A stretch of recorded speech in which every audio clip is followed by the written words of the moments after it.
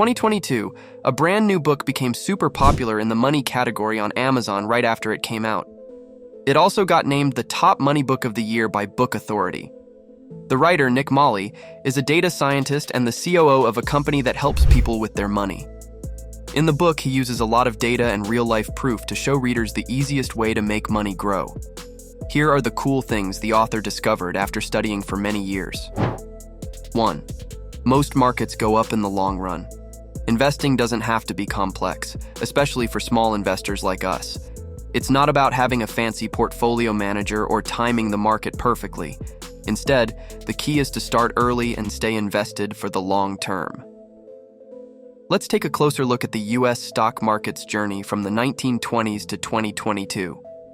Despite facing major challenges like the Great Depression, World War, financial crises, and a global pandemic, the market has shown remarkable growth, 160,000% when adjusted for inflation.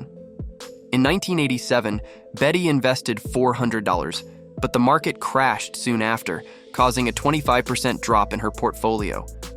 Despite this setback, Betty held on to her investments.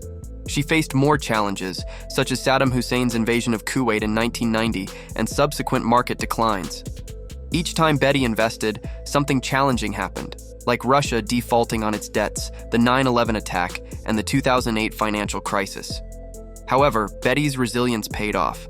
She never sold her holdings and continued to invest. Today, her $3,500 portfolio is worth $17,500, more than 5 times her initial investment, even after accounting for all the losses. The lesson from Betty's story is clear. Staying invested through market fluctuations and consistently adding to your investments over time can lead to significant positive returns in the long run, even in the face of challenges. 2. Do not complicate investing. In the world of investing, Nick tells a story about a horse named Scout Jeff Setter to explain a valuable lesson.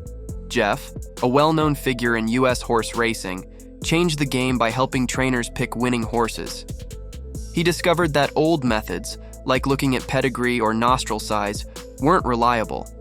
Instead, he found that the size of a horse's heart was a better predictor of success. In 2013, Jeff advised someone to buy a horse called American Pharoah just because it had a big and healthy heart. This horse went on to make history by winning the Triple Crown after 37 years. The point is, investing doesn't have to be complicated. Nick suggests following the example of a bet between Warren Buffett and Ted Seides, where Buffett's index strategy won. The lesson is, for long-term success, it's better to invest in an index fund and let things balance out automatically. 3. Replace your human capital with financial capital. Before 1881, people didn't have the idea of retirement. They used to work until they couldn't anymore. But in 1881, the German Chancellor Otto von Bismarck changed things. He said that anyone over 70 had to retire and would get paid a pension. Bismarck thought that by 70, people can't work as well because of age.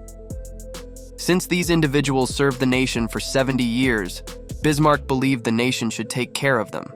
But there wasn't a lot of money, so Bismarck made employees, employers, and the government put money into retirement funds during a person's working years.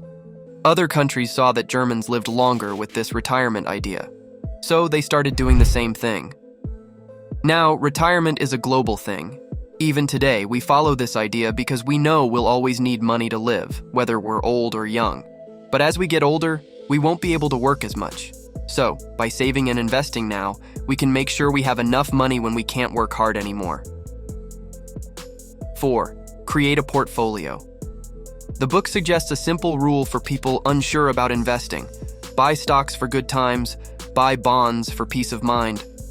Stocks have shown a 729 times return compared to inflation, while treasuries only have a 13 times return. But should everyone only invest in stocks? The answer is no. Not everyone can handle the ups and downs of the stock market, regardless of income. Your investment should consider your situation and needs.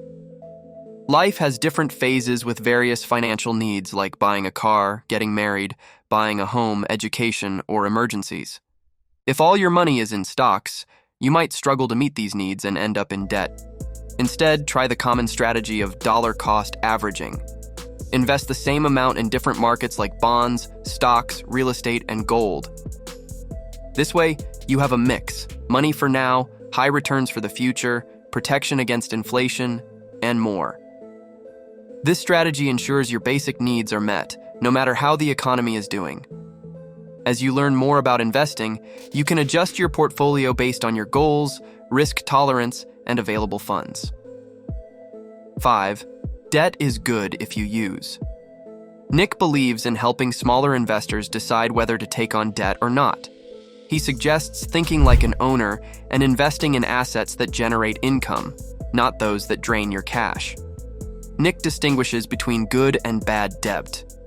If borrowing money helps create income-producing assets, it's good debt.